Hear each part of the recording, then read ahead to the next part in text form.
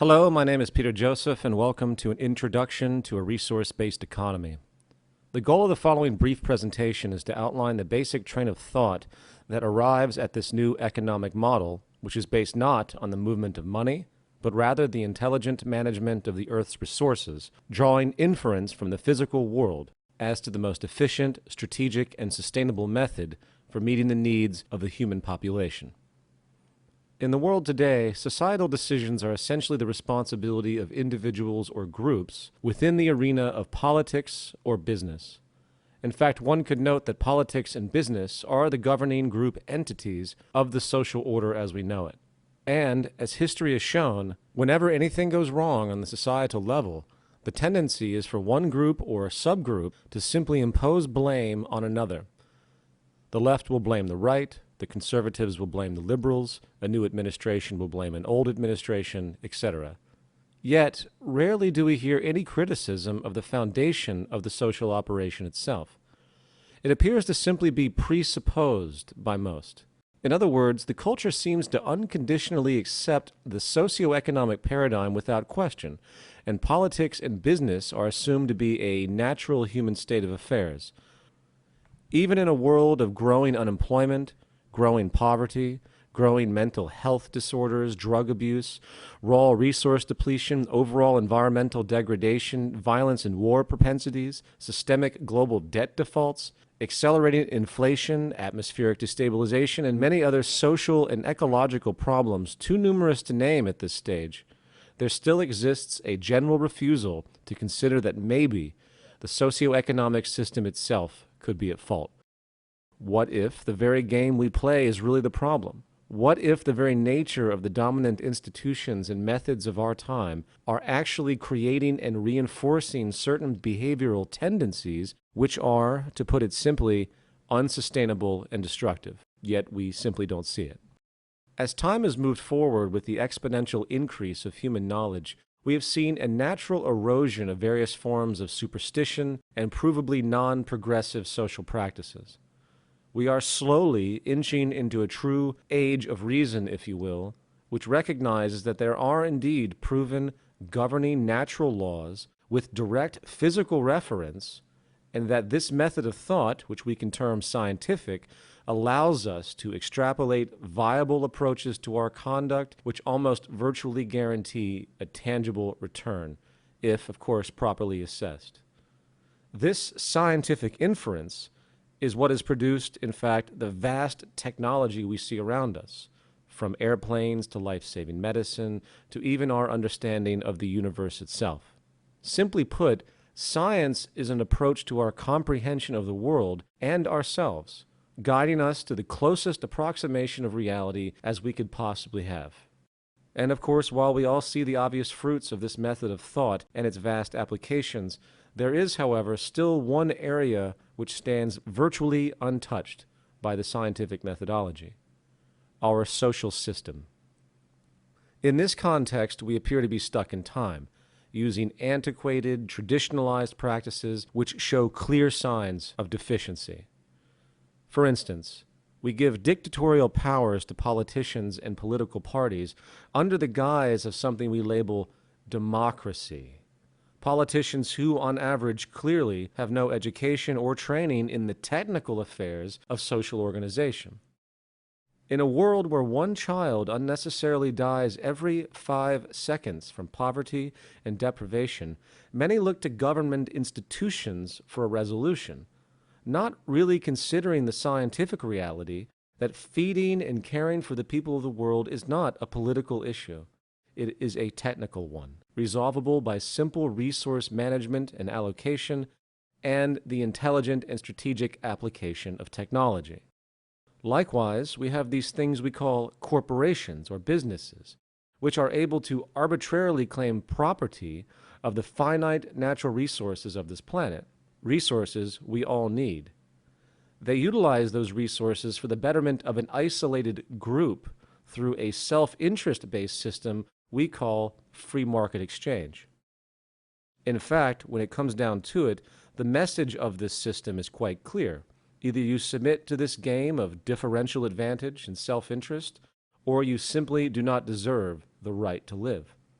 You must earn your right to life on this planet, if you will, which, to a thinking mind, is clearly a pseudo-totalitarian construct to perpetuate one group or class over another. Yet, again, this inhumanity goes unnoticed, for it is structurally built in.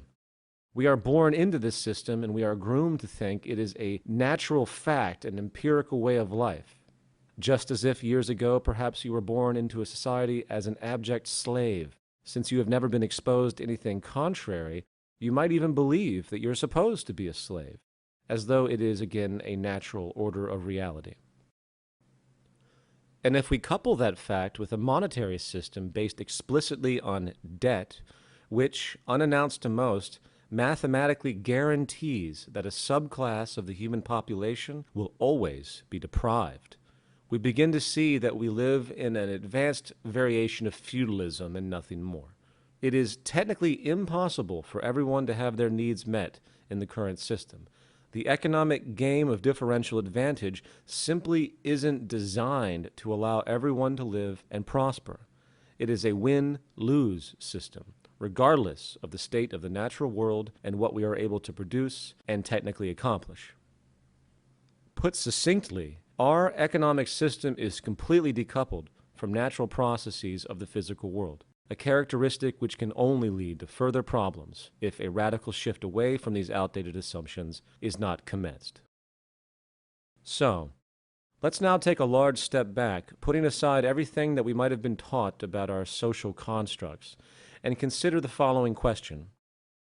What are the immutable foundations of human health and prosperity, and how do we construct a system which meets those needs for the entire human population, understanding we live, of course, on a finite planet, while ensuring the sustainability of this habitat for future generations?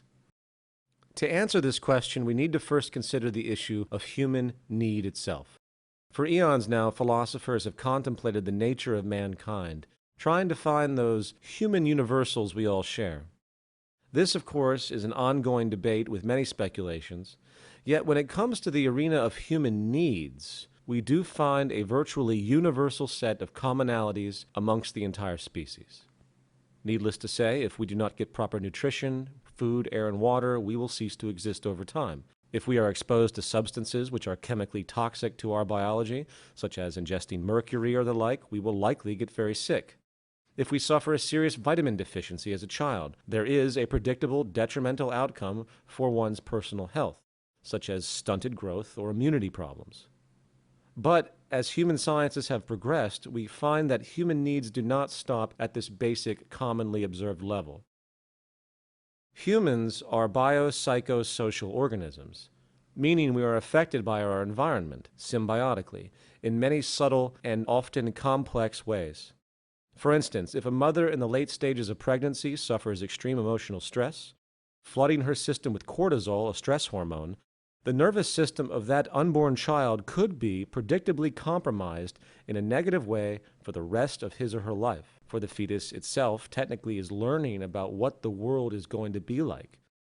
This also goes for infancy and early childhood as well, a critical developmental period where the organism is literally being programmed or adapted to the possible nature of the world they exist in, an impression which has been found to carry over for the entire life of that person in many ways.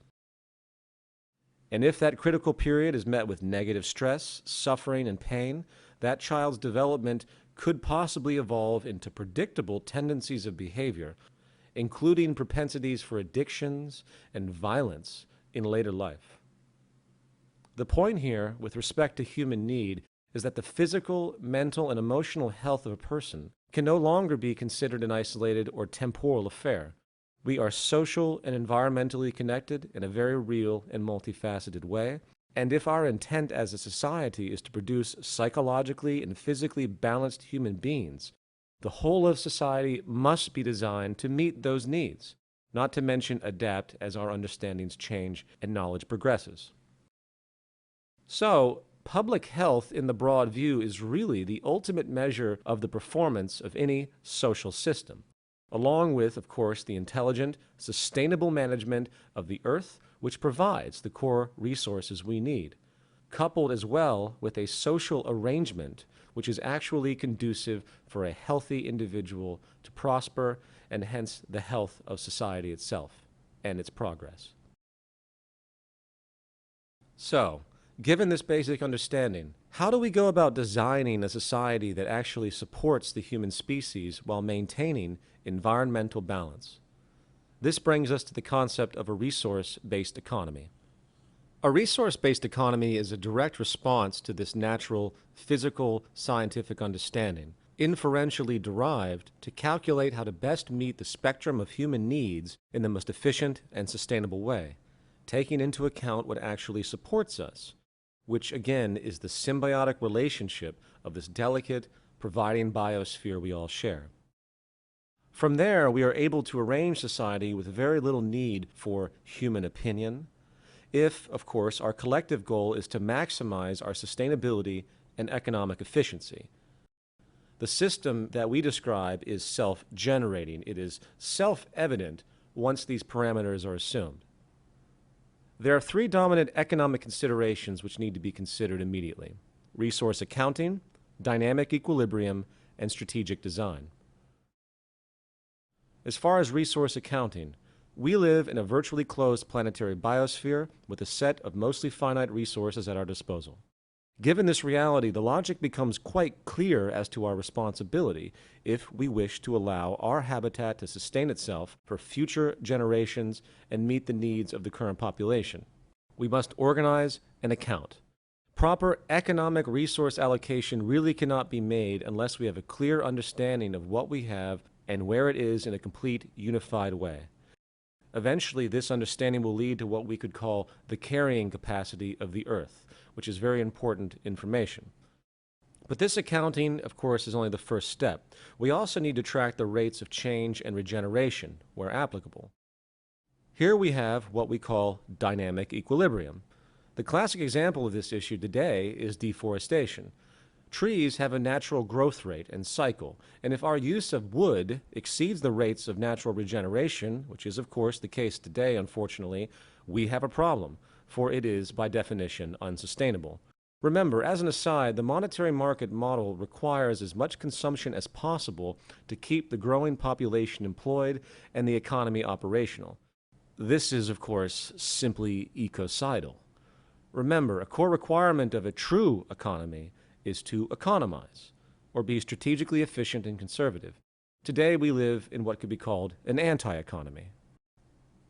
And this leads us to strategic design. Efficiently meeting the spectrum of human needs on a finite planet in a sustainable way means resource allocation must be optimized strategically and, of course, conservatively.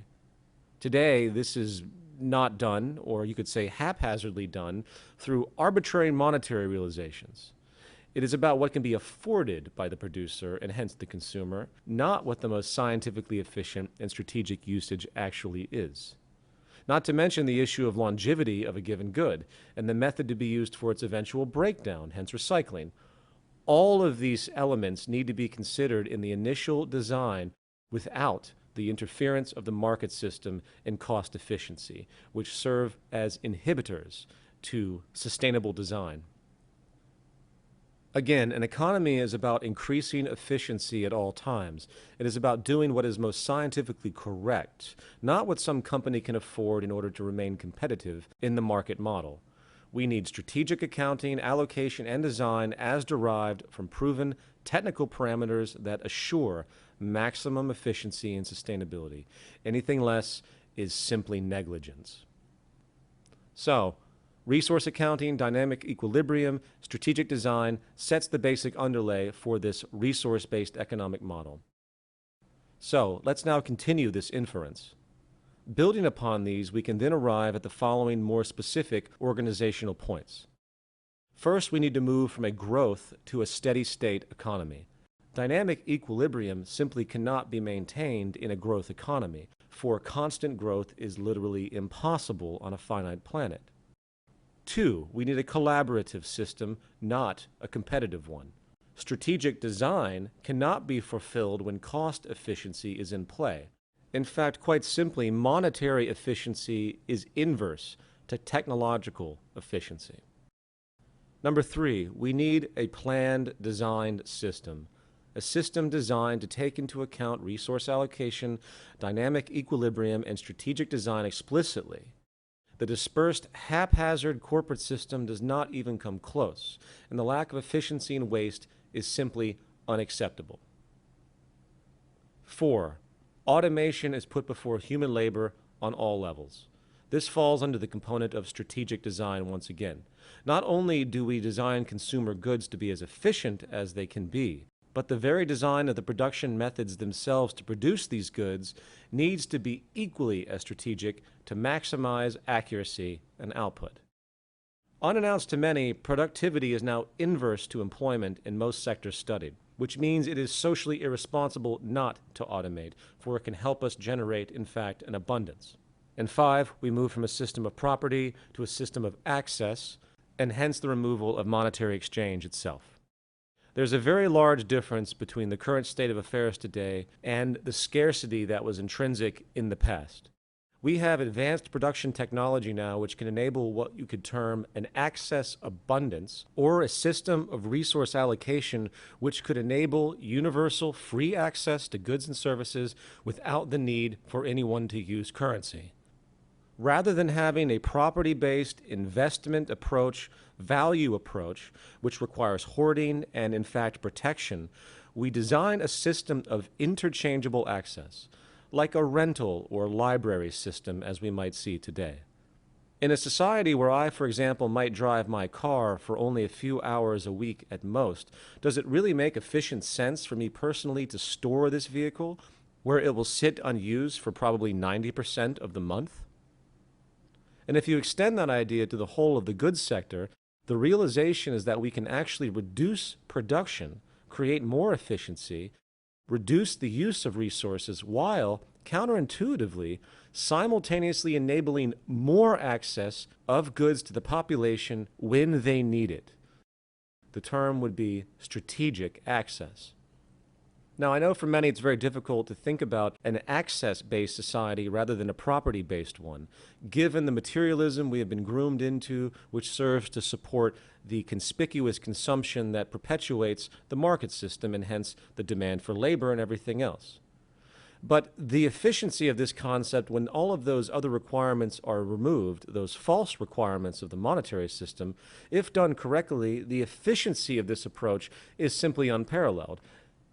Demand could be dynamically tracked to avoid access shortages and overruns, and using the most advanced forms of automation and distribution technology, the convenience could far exceed anything what 99% of the world knows today, not to mention a reduction in crime as we know it by at least 90%. The bottom line is that money is no longer needed in a world that has an access abundance. Now, this concludes the basic summarization of the core attributes of the resource-based economic model. Is it perfect? Is it a utopia? No. But it would be cataclysmically better than anything we have today, which is continuing to damage ourselves, our environment, and shows all signs of getting much worse. If you would like to learn more about a resource-based economy along with the global organizations working to make it happen, please visit thezeitgeistmovement.com and thevenusproject.com for more information. I thank you for your time.